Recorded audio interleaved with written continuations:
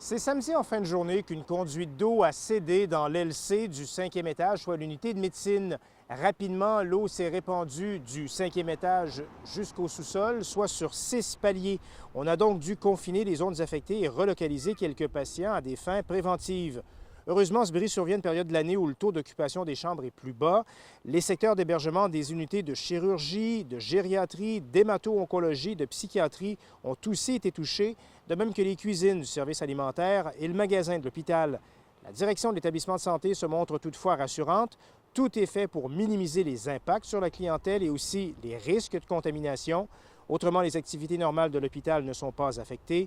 Voici Sani Maltais, qui est coordonnatrice aux mesures d'urgence au 6 du Bas-Saint-Laurent. On a une personne spécialisée en contrôle des infections qui a accompagné les équipes de travaux et du service technique pour s'assurer de mettre en œuvre les mesures particulières de mitigation pour contrôler la contamination potentielle. On est toujours en investigation sur la pièce qui a généré le bris de canalisation pour justement bien identifier la cause et puis éventuellement pour pouvoir évaluer les mesures préventives qu'on pourrait mettre de l'avant. Ce qui est important pour nous, c'est d'investir les sommes, ce qui est requis pour qu'on puisse faire rapidement les travaux et de façon correcte et sécuritaire pour notre clientèle.